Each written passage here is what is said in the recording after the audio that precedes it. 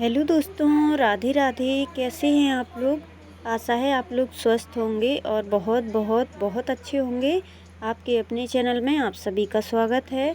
तो दोस्तों, हो चुकी है एक और सुंदर से ब्लॉग की शुरुआत और आप सभी प्यारे प्यारे से दोस्तों को हमारा यानी पूजा का प्यार भरा गुड मॉर्निंग, सुप्रभात। तो दोस्तों, यहाँ पे ब्लॉग की शुरुआत जहाँ से ब्लॉग ख़त्म हुआ था वहीं से शुरुआत कर दी है। तो वरमाला के बाद अब 7 फेरे और 7 वचन और कन्यादान के साथ विवाह संपन्न होने जा रहा है।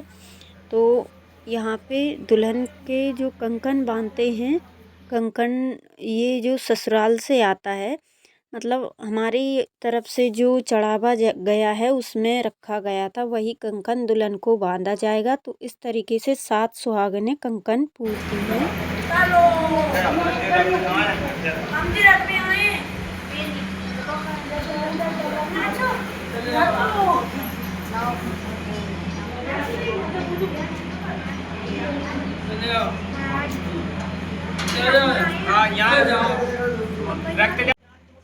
और इस तरीके से 7 बार दुल्हन के पैरों के नीचे से इस तरीके से मतलब गोल गोल घुमाया जाता है और फिर इस कंकन को हाथ में बांधा जाता है। जब दुल्हन ससुराल पहुंच जाती है तब दूल्हे राजा इसको निकालते हैं। तो वो भी आपको देखने को मिलेगा। ब्लॉग के आखिरी तक बने रहिएगा। बहुत ही अच्छा ब्लॉग है, बहुत पसंद आने वाला है आप लोगों को। आ जाओ जल्दी भैया।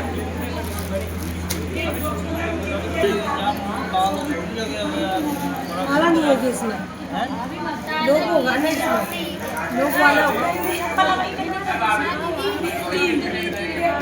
और ये जो हमने चढ़ावा चढ़ाया है, मतलब लड़के वालों की तरफ से चढ़ावा चढ़ाते हैं, वहाँ पे 7 सुहागनें ये चढ़ावा खोलकर देखती हैं कि क्या क्या सामान है और क्या कुछ कमी तो नहीं है।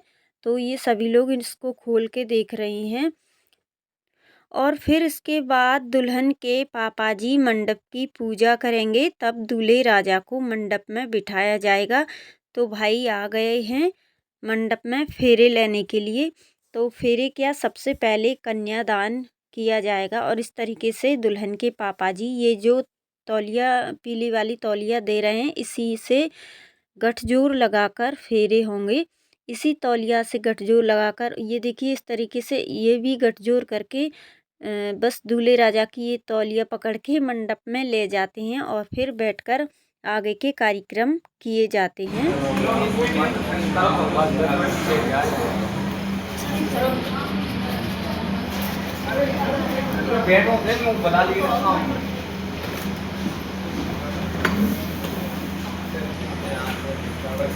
और यहाँ पे दुल्हन के पापा जी सबसे पहले दूल्हे राजा के जूते खोलेंगे। मतलब जूते पहनकर पूजा में नहीं बैठते हैं। तो यहाँ पे ये रस्म होती है, दुल्हन के पापा ही दूल्हे राजा के जूते खोलते हैं। तो भाई हमारे भैया के जूते खोलेंगे उनके ससुर जी। और फिर इसके बाद पूजन होगी। नवग्रह सारे देवी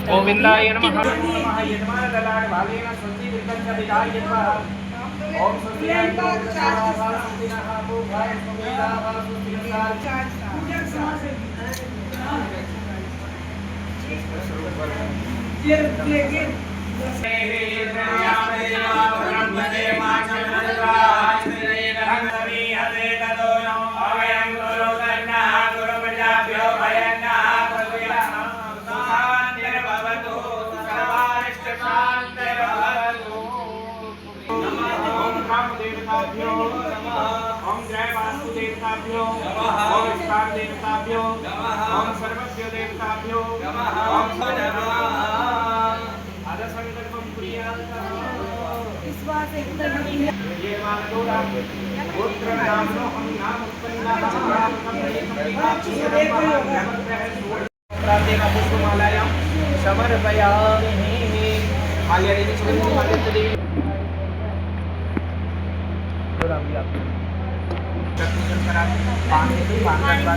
और तैती वगैरह का करा एक वो नाइट से मधुकर का समुच्चयते दोनों अकेला छोड़ दो, ऊपर का एक खोल दो ऐसे ऐसे, ये हाँ ऐसे, बस ठीक है, बस बैठ गई ऐसे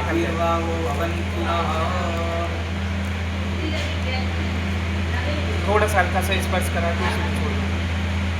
फिर अगली बार में एक उंगली और जोड़। और फिर इसके बाद सबसे पहले दुल्हन रानी भी आ गई हैं, तो यहाँ पे कन्यादान हो चुका है। तो माफ़ी चाहती हूँ, कन्यादान की कोई भी क्लिप शूट नहीं हो पाई है। तो यहाँ पे सबसे पहले हल्दी लगाएंगे पैरों से और हाथों से, दुल्हन के हाथों में हल्दी लगाई जाती है। और हमारी यहाँ एक कहावत है कि हाथ पीले करना, इसी को हाथ पीले करना बोलते हैं। आनंद में रहता है, ठीक है। 12% पैसा ले लें, इसके बाद पंडित हम लड़की की तरफ से करें 12% पैसा। और आप भी पहुँच लो अपना जाने थोड़ी दूर से बना तो नहीं वीडियो। और कन्यादान के बाद हाथ पीले कर दिए हैं इन्होंने अपनी बिटिया के, और दूल्हे राजा के हाथों में भी हल्दी लगा दी है। और फिर इसके बाद होंगे 7-5 वचन, जो कि ये वचन आजीवन चलते रहेंगे। मतलब दूल्हे राजा आज 7 वचन मांगेंगे दुल्हन से, और उसमें से जो है 2 वचन दुल्हन काट देती हैं, जो उनके जीवन में बहुत ही ज़्यादा महत्वपूर्ण होते हैं। मतलब उनके नहीं, हम सभी लेडीज़ों के। तो आप लोग 7-5 वचन सुनिएगा, यज्ञ हवन महाराज भी लगे। व्रत उपवास अगर आप करोगे तो आप मेरे पहले वचन का पालन करोगे, तभी मैं आपके बामंग में आना स्वीकार करूंगी। तो बोलो हाँ, मैं आपको वचन देता हूँ। दूसरा, बाग, उद्यान, बगीचा, मेला, बाजार।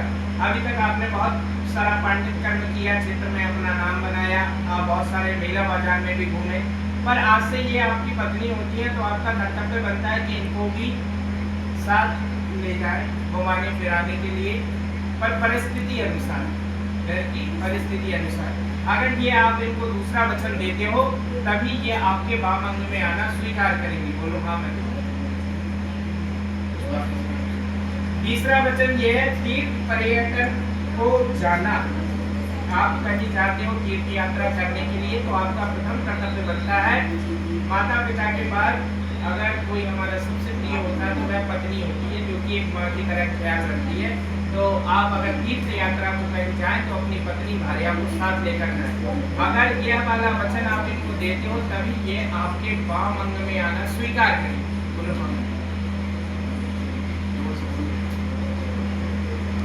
अगला वचन ये है, धन का संचय, इकट्ठा, व्यय, खर्च करना। अभी तक आपने कितना पैसा कमाया कोई पता नहीं, कैसे कमाया ये भी पता नहीं, पर आज से मैं आपकी अर्धांगिनी होती हूँ। सो हे नाथ, आपका कर्तव्य बनता है कि आपका पैसा कितना आ रहा है, कितना इकट्ठा हो रहा है, कितना खर्च हो रहा है। प्रथम अधिकार माँ बाप का, भाई का भी होता है, और इसके बाद फिर आपका कर्तव्य बनता है कि इनको भी बताएं हमारा इन चीज़ों में पैसा जा रहा है और इन चीज़ों से आ रहा है। अगर ये वाला वचन आप इनको देते हो, तभी ये आपके वामंग में आना स्वीकार करेंगी। बोलो हाँ मैं देता हूँ। अगला वचन ज्योति जी ललित जी से लेती है क्या, कि गाय, भैंस, घोड़ा आदि पशुओं को खरीदना और बेचना। मान लो इनके पिताजी ने आपको गाय दी हो और आप इनकी बिना परमिशन के बेच दोगे, झगड़ा होगा घर में। इसलिए अगर आपकी भी गाय, भैंस या कुछ भी हो, तो उनको खरीदना और बेचने से पहले इनसे भी सलाह मशवरा करना है। अगर आप ये वचन देते हो इनको, तभी ये आपके वामंग में आना स्वीकार करेंगी, पत्नी बनना स्वीकार करेंगी। बोलो हाँ मैं। अगला ये है, 6 ऋतुओं में मेरी आज्ञा अनुकूल रहना। आज्ञा अनुकूल से रहने से मतलब ये भी है कि जैसे मान लो सर्दी, मौसम, गर्मी, बीच की 3 ऋतुएं और आती हैं, तो इनमें अगर हम बीमार, दुखी किसी प्रकार से हो जाए, तो पत्नी का सबसे बड़ा इलाज होता है पति की सहानुभूति, उसका प्रेम दिखाना। वो आदि अच्छी तो उसी से हो जाती है कि हाँ इनने मेरे से पूछ लिया। तो 6 ऋतुओं में आप इनके आज्ञा के अनुकूल रहना। अगर आप रहोगे तभी मैं आपके वामंग में आना स्वीकार करूंगी, आपकी पत्नी बनना स्वीकार करूंगी। चलो हाँ। अगला वचन ये आपसे लेती है, मुझसे कोई अपराध बन जाए, यहाँ मैं 7 सखियों के समूह में बैठी हूँ, तो आप मुझे वहाँ दंड ना दिया जाए, ताकि सखी समूह में मेरा अनादर ना हो। ये आपसे वचन लेती हैं कि अगर मैं 7 सखियों के साथ, मान लो बड़ी भाभी भी हुई, वो भी सखी होती है, नंदे हुई, भाभी हुई, कोई बैठी है, अगर मान लो इनसे वहाँ पे अपराध बन जाए या अड़ोस पड़ोस के जो भी बैठे हो, तो ये आपसे ये वचन लेती है कि आप मुझे सबके सामने नहीं डांटोगे। आप डांटोगे, एकांत में मुझे डांट सकते हो, फटकार सकते हो, आपको जो उचित लगे वैसा आप कह सकते हो, लेकिन सबके सामने नहीं। सबके सामने आप मेरा अनादर नहीं करोगे, तभी मैं आपके मां मंदिर में आना स्वीकार करूंगा। बोलो। ये जी कहती है कि आज तक आपका जीवन कैसा रहा, क्या रहा, मुझे उससे कोई मतलब नहीं है। ज्योति जी कह रही ललित भैया जी कि मुझे उस चीज से कोई मतलब नहीं है, लेकिन आज के बाद आपके बराबर की स्त्री, आपसे छोटी, आपसे बड़ी, अगर आपसे बड़ी है तो माता की नजर से, बराबर की है तो बहन की नजर से, छोटी है तो पुत्री की नजर से आप उसको देखोगे, तभी मैं आपकी पत्नी बनना स्वीकार करूंगी। बोलो हाँ, मैं ये वचन भी देता हूँ। बोलो राघवेंद्र सरकार की जय। जय बोलो, नहीं तो हमें इतनी जोर से आ रही है, डर लग जाता है। बोलो राघवेंद्र सरकार की जय। वचन समझ में आया ना ललित भैया? आपको आया ना? लास्ट वाला तो आ गया होगा। अब यहाँ पे 7 वचनों के बाद दुल्हन को मंगलसूत्र पहनाया जाएगा और फिर उनकी मांग भरी जाएगी। तो दोस्तों, जैसी भी क्लिप हैं हमारे पास वो आपके साथ शेयर कर रहे हैं। आप आशा करती हूँ आप लोगों को बहुत ज़्यादा पसंद आने वाली हैं और आप लोग एंजॉय भी कीजिएगा। सुखवर्धनम शुभदम कामदम चैव सिंदूरम प्रतिगृह्यताम्। सिंदूरं शोभनं रक्तं सौभाग्यं सुखवर्धनं शुभदं कामदं चैव सिंदूरं प्रतिगृह्यताम्। सिंदूरं शोभनं रक्तं सौभाग्यं सुखवर्धनं शुभदं कामदं चैव सिंदूरं प्रतिगृह्यताम्। फिर इसके बाद होने लगे हैं फेरे।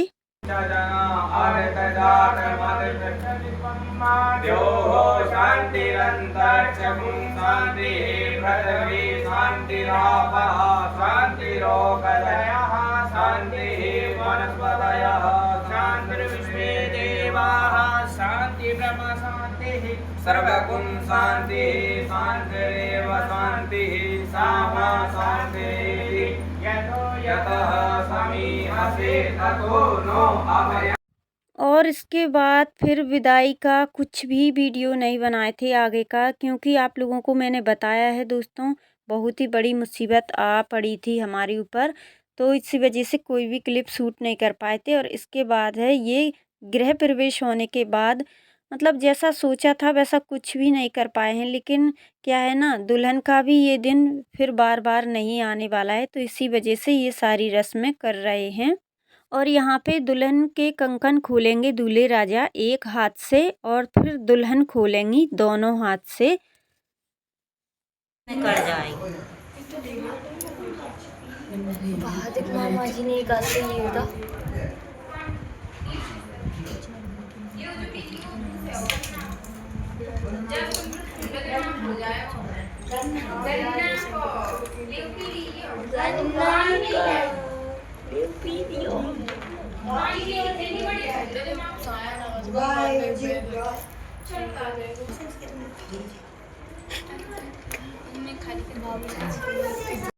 और फिर इन्हीं कंकनों के धागों को हल्दी के पानी में डाल करके एक गेम होगा जो कि आप लोग एंजॉय कीजिएगा।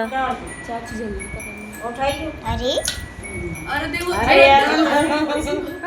तू मिला तो भाभी ये सही मिला के जटा भी करो। अच्छा जट घुमा को पूरा उठा ले।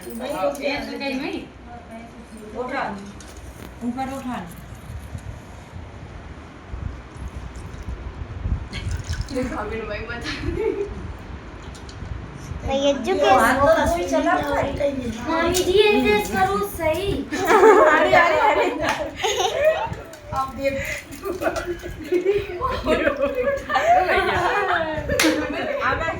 मामा जी ऐसे पति साहब इनके बाप एक हाथ से दोनों ही खोलने मैंने अरे भैया नहीं क्या डर ले मामा जी ये सब तुम्हारे ये दो यार मामा एक पॉइंट मैं बस दूंगा एक पॉइंट मम्मी अब की आ रही है चेस करियो मामा जी में बस एक भैया देखो थे भैया मामा जी अरे भैया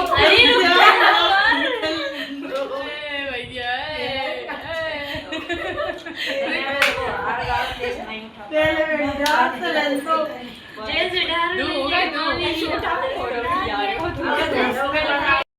और सच में दोस्तों ये दिन बहुत ही खुशी का दिन है, लेकिन पता नहीं था कि भगवान की लीला कोई नहीं समझ सकता है। इतनी खुशी का दिन इतने दुख में बदल जाएगा, ये हमने कभी भी नहीं सोचा था।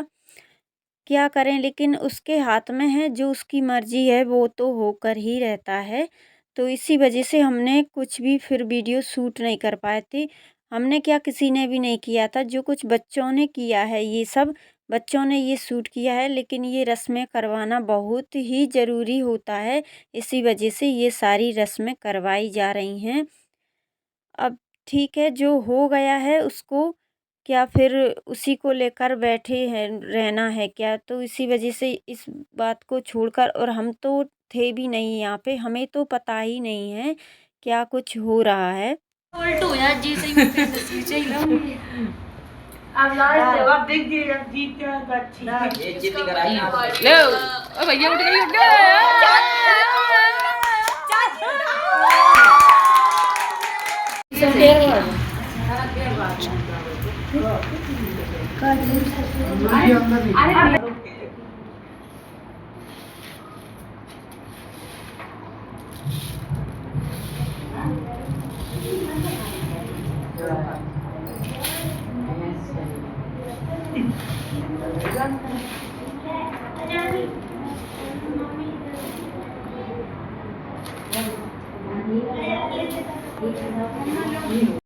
और फिर ये है लास्ट रस्म, और ये हमारा आखिरी ही ब्लॉग है।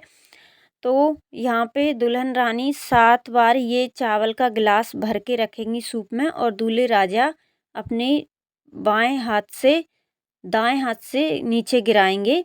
तो इसी तरीके से ये वाला रस्म भी संपन्न हो गई है। तो चलिए दोस्तों, आपसे लेंगे विदा। आप लोगों को वीडियो अच्छा लगा हो तो लाइक कीजिएगा और चैनल को सब्सक्राइब कीजिएगा। वीडियो को ज़्यादा से ज़्यादा शेयर कीजिएगा। मैं मिलती हूँ आपको एक अच्छे से ब्लॉग के साथ। जब तक के लिए राधे राधे।